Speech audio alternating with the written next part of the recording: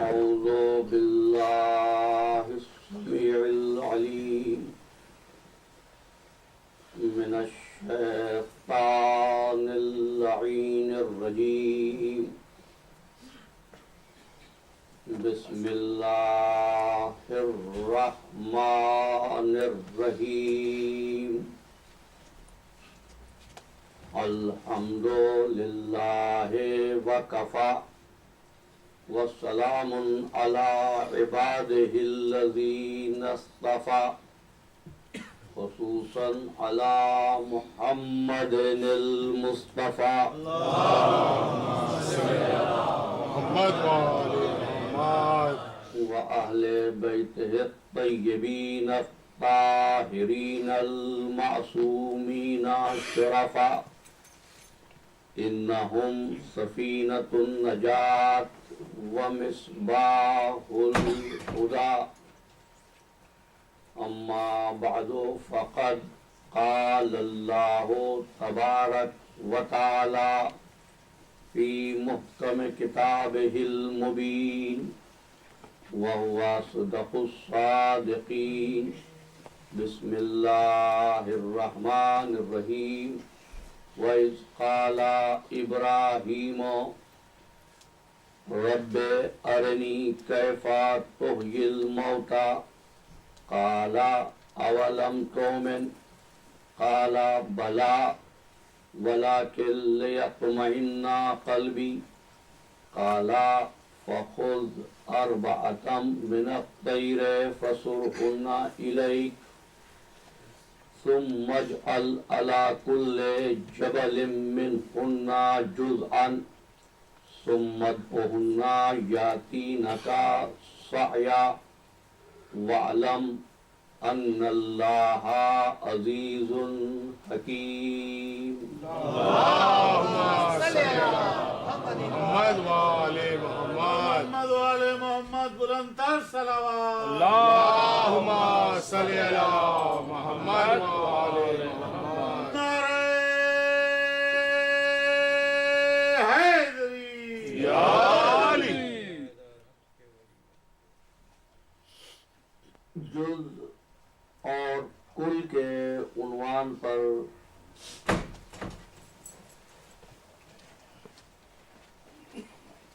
نویں تقریر اور آخری گفتگو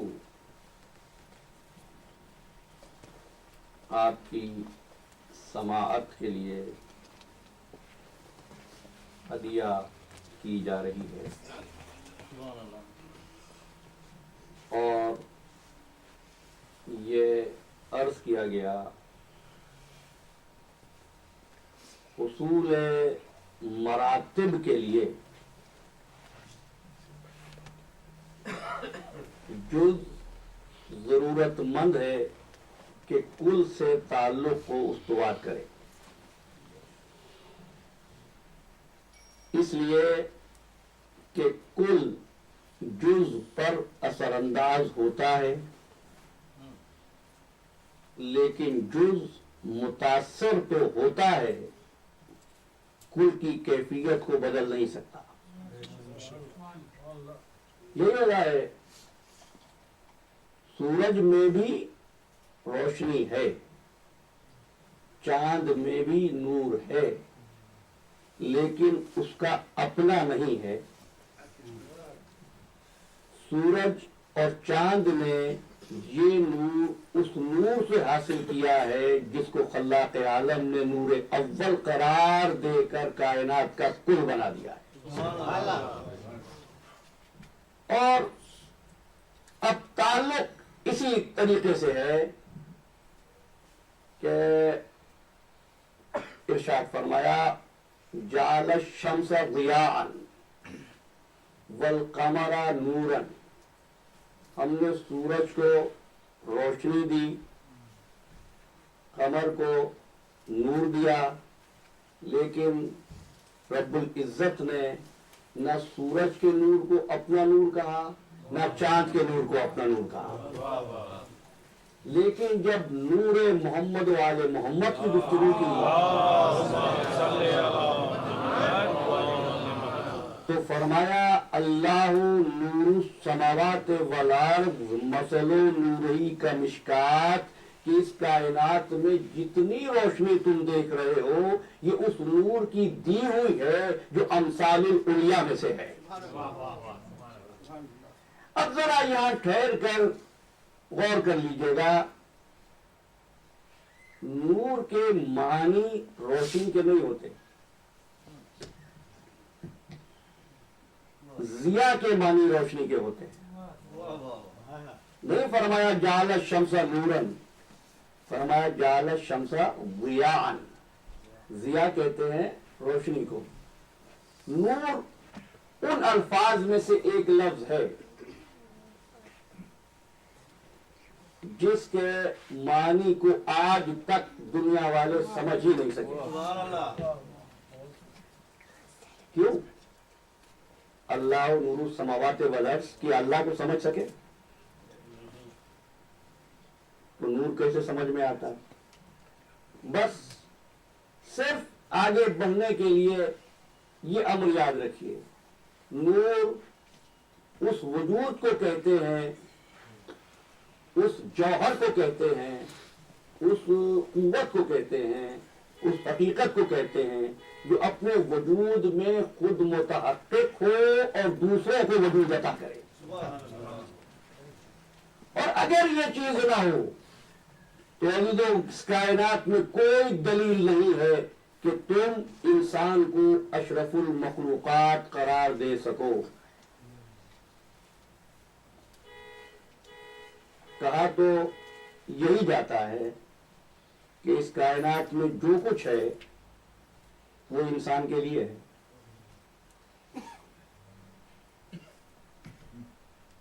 جو جس کے لیے ہوتا ہے وہ اس میں تبدیلی پیدا کر سکتا ہے۔ اب بتاؤ سورج کی تپش پر کیا تمہیں کنٹرول ہے؟ میں نے کبھی کہا تھا آج سے چند برس پہلے کہ دو چیزیں ہوتی ہیں، ایک ضرورت ہوتی ہے، ایک ضرورت مند ہوتا ہے۔ پہلے کون ہوتا ہے؟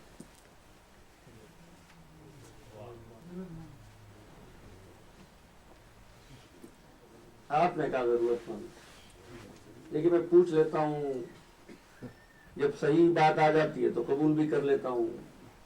شہر میں ایک نیا مسافر وارد ہوا، ضرورت مند ہے کہ مکان ملے، مکان پہلے سے نہ ہوتا، سمجھ رہے ہیں عزیزان گرامی؟ ضرورت پہلے ہوتی ہے، ضرورت مند بعد میں ہوتا ہے۔ خیال رکھیے گا، انسان کی ضرورت ہے پانی، انسان بعد میں آیا ہے، پانی پہلے آیا ہے۔ انسان کی ضرورت ہے غذا، انسان پہلے آیا ہے، غذا پہلے آئی ہے، انسان بعد میں آیا ہے۔ قدرت کا اہتمام یہی ہے، ہر ضرورت کو اس نے انسان کی خلقت سے پہلے بنا دیا۔ ٹھیک ہے نا؟ اچھا، اور پھر سمجھ لینا کہ ضرورت مند چلا جاتا ہے، وہ شے جو ضرورت پوری کر رہی تھی وہ باقی رہتی ہے۔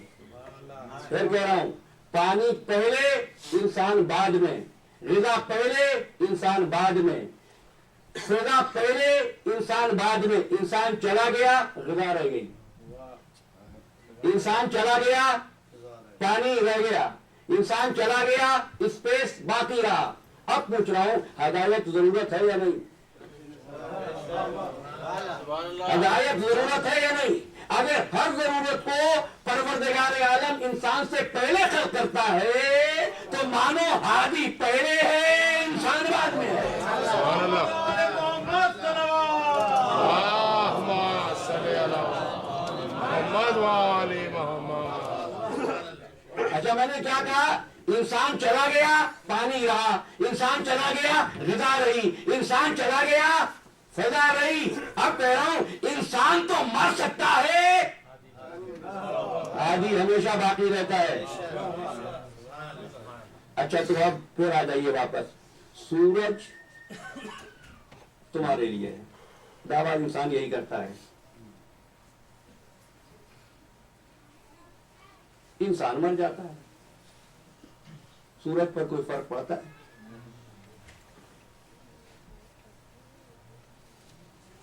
نہیں. لیکن اگر انسان رہیں اور سورج نہ نکلے, پریشان کون ہوا؟ انسان پریشان ہوا نا.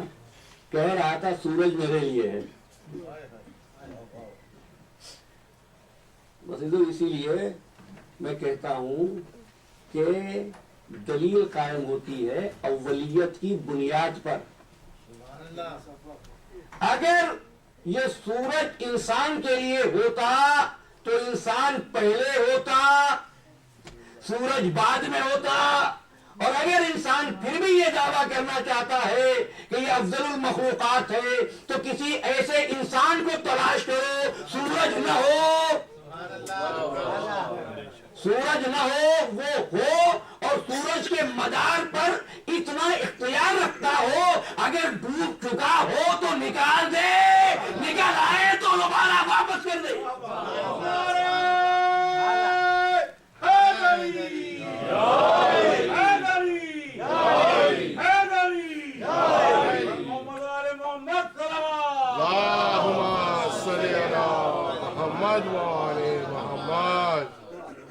اب دیکھو گفتگو کو سمرائز بھی کرنا ہے اور ذمہ داریاں کچھ زیادہ ہیں.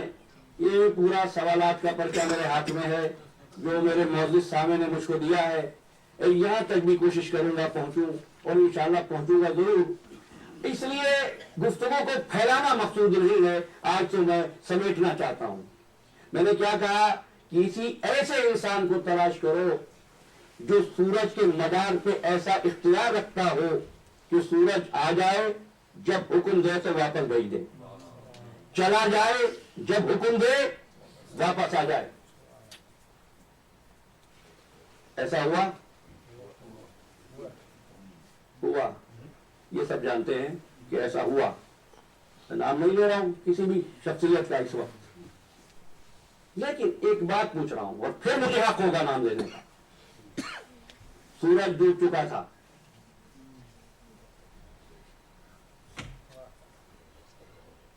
دعا کیا تھی؟ ان کانا علی فی طاعت کا, پروردگار اگر علی تیری اطاعت میں تھا تو سورج کو دوبارہ بھیج دے. اور سمجھ میں بات آئی؟ کل میں نے یہ گفتگو کی, اتنا لوگ کہہ رہے ہیں کہ ہم بات کرتے ہیں رب جواب دیتا ہے. وہ بندے ایسے ہوتے ہیں, ان کا رب ایسا ہوتا ہے. تو سورج کو بھیج دے. سورج ڈوب چکا, سورج نکل آیا. علماء نے لکھا کہ اگر سرکار ولایت حکم نہ دیتے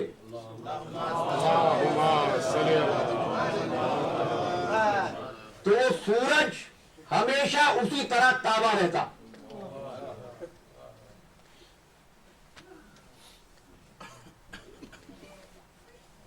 تیار ہیں؟ توجہ ہے نا؟ اچھا, جہاں سے سورج نکلتا ہے اس کو کیا کہتے ہیں؟ مشرق. جہاں سورج ڈوبتا ہے مغرب. تو اس روز صبح سورج جہاں سے نکلا وہ تو تھی مشرق. اب جو مولا کے حکم سے سورج نکلا, کتنی ہوئی مشرقیں؟ 2 ہو گئی نا. سورج جہاں ڈوبتا ہے کیا کہتے ہو؟ مغرب. تو پہلی مرتبہ جہاں ڈوبا تھا وہ تھا مغرب. اب جو مولا نے حکم دیا کہ وہ واپس جا, پھر ڈوبا, تو اب کیا بنے؟ کتنی مغربیں ہو گئی؟ 2 مشرقیں ہو گئی, 2 مغربیں ہو گئی. اب مجھے حق دو, میں آیت پڑھوں. رب المشرق کریں گے وہ رب المغرب آئے.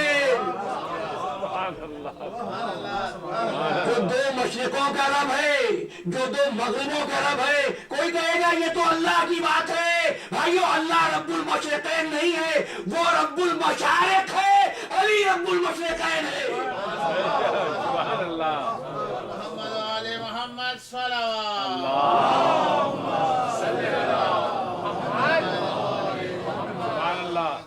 اور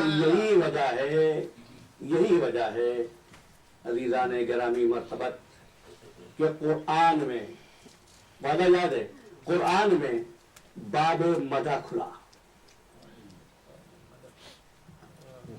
باب مدحت کھلا، باب فضائل کھلا. اس سے زیادہ آسان لفظ اور کیا کہوں؟ باب فضائل کھلا. ورنہ قرآن ہے کیا؟ قرآن تو دستور ہے، قرآن تو منشور ہے، قرآن تو آئین ہے، قرآن تو آئینہ ہے، قرآن تو کانسٹیٹیوشن ہے. کانسٹیٹیوشن میں کسی کی تعریف کیسی اور کسی کی مذمت کیسی؟ آئین کو ان چیزوں سے غرض نہیں ہوتی ہے. قرآن تو بات کرے قانون کی، قرآن شخصیتوں کی بات کیوں کرے؟ قرآن بات کرے قانون کی، قرآن فضائل کی بات کیوں کرے؟ لیکن قرآن میں کچھ بندوں کی فضیلت بھی، صاحبان فضیلت سے جلنے والوں کی مذمت بھی. پروردگار یہ تو دستور ہدایت ہے، آواز قدرت آئے گی اس لیے باب ہدایت کھولا ہے، اس لیے باب مدحت کھولا ہے تاکہ دنیا یہ سمجھ جائے ہدایت کا باب نہ علی کے فضائل کے بغیر مکمل ہوتا ہے اور نہ ہی علی کے فضائل کے دشمنوں کی مذمت کے بغیر یہ باب مکمل ہوتا ہے. اب ایک جملہ آپ کے حوالے کر رہا ہوں اور اس کو لوہے قلب پہ لکھ لینا. قرآن میں اللہ نے قرآن کو بھی اتنی مرتبہ قرآن نہیں کہا جتنی مرتبہ علی کو قرآن کہا.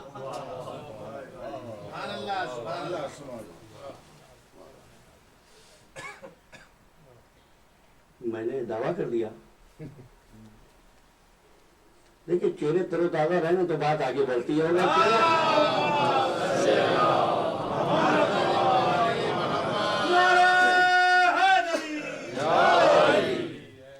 فرمایا تفسیر برہان تفسیر قمی مولا فرما رہا ہے انا صراط الذی مالا،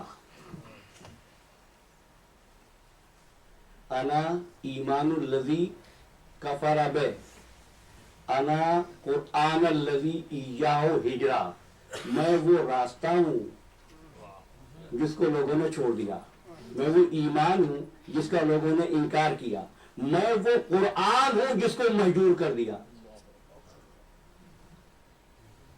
بس عزیزو اس کو یاد دلانے کے لیے متصل ہو گیا، بڑی مختصر تمہید میں متصل ہو گیا. پروردگار عالم نے تم پر صلاۃ کو واجب کیا.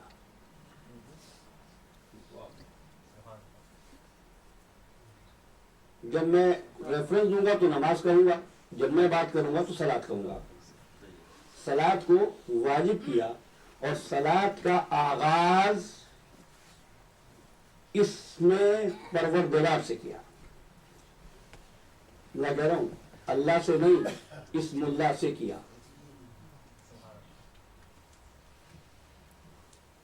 اللہ کا پتہ ہے آپ کو؟ دیکھا کبھی؟ ملے کبھی؟ پوچھا اس سے؟ میرا دل چاہتا ہے بڑھ کے مفتی کا دامن تھام لیا کروں، پکڑ لیا کروں کہ جو کہہ رہا اللہ یہ چاہتا ہے تو پوچھ کے آیا ہے، یہ چاہتا ہے، اللہ اس سے ناراض ہو جاتا ہے. کیسے پتہ چلا آپ کو؟ دیکھا کبھی پروردگار کو؟ پیغام یہی دیا تھا کہ مجھے تلاش نہ کرنا، اسم اللہ کو ڈھونڈ لینا.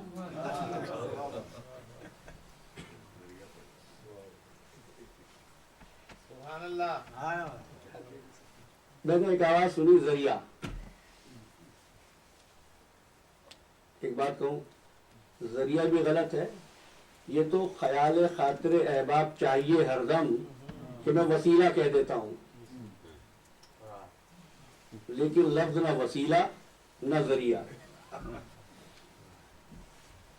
لفظ کیا ہے؟ کذالک جعلناکم امتا وسطا لتکونوا، لفظ ہے واسطہ. کیوں؟ وسیلے میں یہ امکان ہے کہ جب ضرورت ہوگی جب تھامو گے. ذریعے میں یہ امکان ہے، گاڑی ذریعہ ہے نا، ضرورت ہوگی تو بیٹھیں گے نا بھائی. آل محمد نہ ذریعہ ہے نہ وسیلہ ہے، یہ واسطہ ہے. واسطہ نام ہے کہ اللہ ملے ہی نہیں جب تک اسم اللہ دلوں میں نہ ہو. اچھا چلیے بات کو کھول دیتا ہوں, شاید کبھی اشارہ کیا تھا, آج یاد دلا رہا ہوں. مولائے کائنات کی زیارت ہوئی,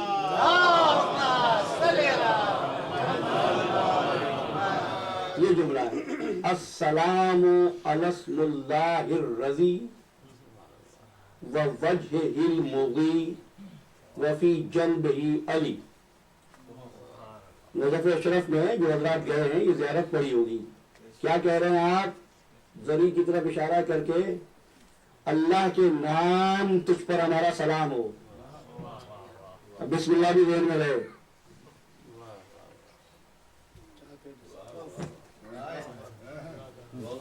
اسم اللہ الرضی, اللہ کے پسندیدہ نام ہمارا سلام. ووجہ المغی, اور اس کے روشن چہرے ہمارا سلام. اب جو بات ہے اگلی وہ یہ, وفی جنبہ علی, جس کے پہلو میں ہے علی. بھائی بات تو علی کی زری پہ کہی ہے, اب یہ کس علی کی بات ہو رہی ہے؟ کسی نے آ کر پوچھا امام محمد باقر علیہ السلام,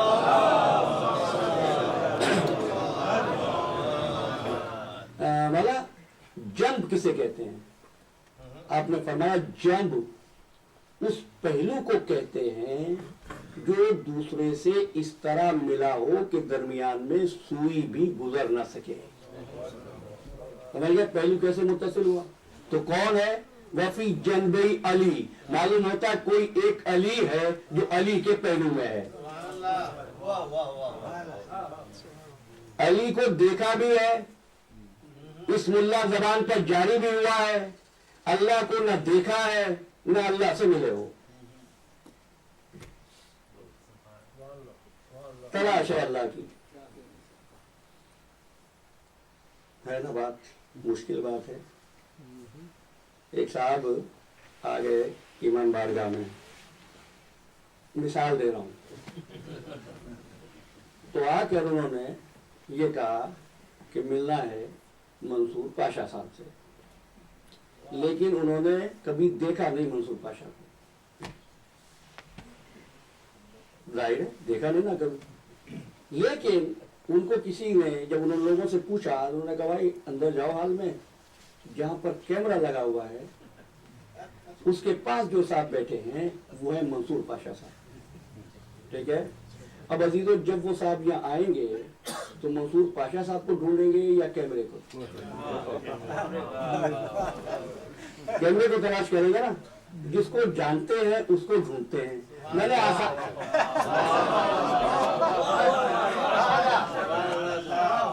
نے بات کو آسان کر دیا ہے. اس طرح میں کہتے ہیں مورخ چھپا ہوتا ہے, مورخ ظاہر ہوتا ہے. میں نے ساری اصطلاحیں چھوڑ دی ہیں, اب اس سے زیادہ آسان کیا کروں جناب؟ ہے نا آسان سے ملا دی ہے. کیا مطلب ہے بھائی؟ کیمرے کو تو پہچانتا ہوں, منصور پاشا صاحب کو نہیں پہچانتا, اس لیے مجھے پتا چل گیا اس کے برابر میں ہے. تو اب میں پاشا صاحب کو تلاش نہیں کر رہا ہوں, دیکھ رہا ہوں کیمرہ کہاں لگا ہوا ہے, کیمرہ کہاں رکھا ہوا ہے. اللہ کو تو کبھی دیکھا نہیں, بس یہ پتا چل گیا علی کے پہلو میں اللہ ہے. تو اللہ کو تلاش نہ کر, علی کو ڈھونڈ لے, خدا مل جائے گا. سبحان اللہ.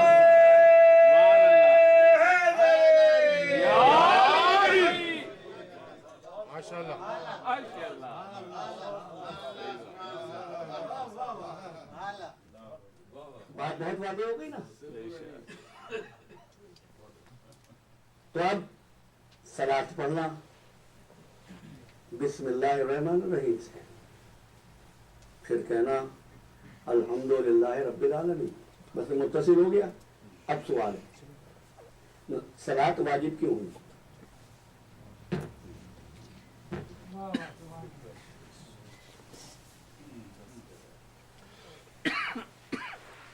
شیخ صدوق, علل الشرائع, حشام, امام جعفر صادق علیہ السلام.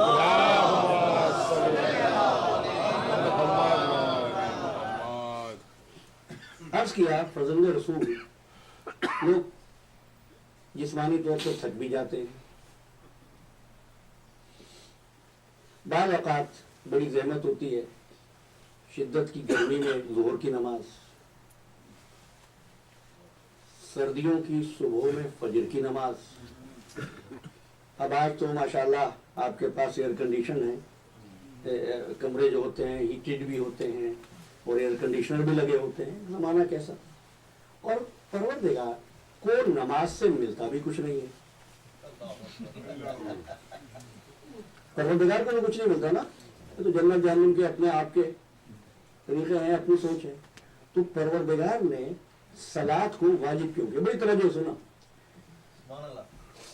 صلاۃ کو واجب کیوں کیا؟ میرے مولا نے فرمایا کہ اس سے پہلے بھی انبیاء آتے رہے، میرے جد سے پہلے بھی انبیاء آتے رہے، لوگ اس کی کتاب کو لے لیتے تھے، اس کی تعلیمات کو لے لیتے تھے اور اس کے ذاتی فضائل کو فراموش کر دیتے تھے۔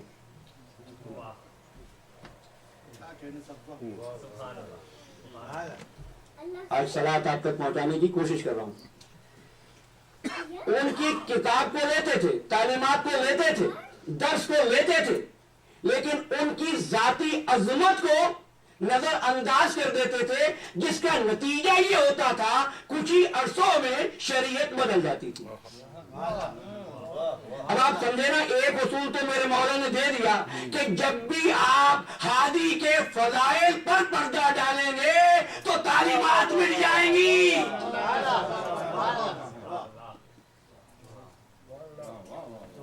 اب مولا فرما رہے پروردگار عالم نے امت محمدیہ پر صلاۃ کو اس لیے واجب کیا تاکہ دنیا محمد و آل محمد کی عظمت کو ہر وقت ذہن میں رکھے۔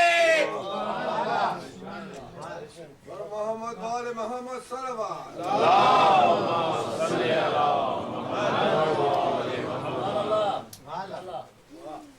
صلاۃ واجب کی ہوئی، محمد و آل محمد کی عظمت دلوں میں جاگزی رہے، اس لیے کہ اگر یہ عظمت دلوں میں رہے گی تو تعلیمات میں تحریف نہیں ہو سکتی۔ بات واضح ہوئی؟ اچھا، اب تک جو صلاۃ میں نے پڑھی وہ تھی پیغمبر کی صلاۃ۔ اب میرے ہاتھ میں سوال ہے، سوال پر بات کر رہا ہوں۔ اس نے پڑھی پہلی رکعت میں سورہ اخلاص اور دوسرے میں پڑھی سورہ قدر۔ اب سائل یہ کہتا ہے کہ ہم پہلی رکعت میں سورہ قدر اور دوسری رکعت میں سورہ اخلاص پڑھتے ہیں،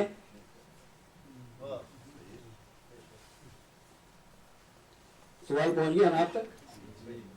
تو پہلی رکعت میں سورہ توحید کیوں نہیں؟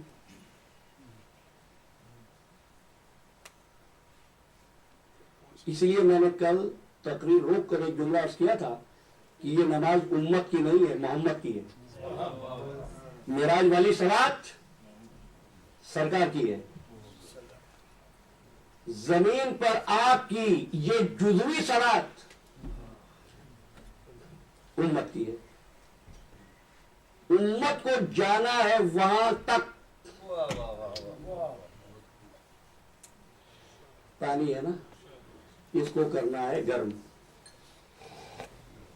آگ جلائیے، پانی ڈال دیجئے، ہو جائے گا گرم، آگ بجھ جائے گی، نہ بجھے پانی تو ضائع ہو جائے گا، ٹھیک ہے نا؟ تو اب کریں گے آپ کیا؟ ایک لیں گے برتن، پتیلی لے لیں گے نا، اس میں ڈالیں گے پانی اور رکھیں گے آگ پر۔ اب پانی ہے جس کو گرم کرنا ہے اور آگ ہے جس کے ذریعے گرم ہونا ہے۔ یہ پتیلی کیا ہے؟ یہ برتن کیا ہے؟ کنٹینر کیا ہے؟ حضور یہ کنٹینر ہے واسطہ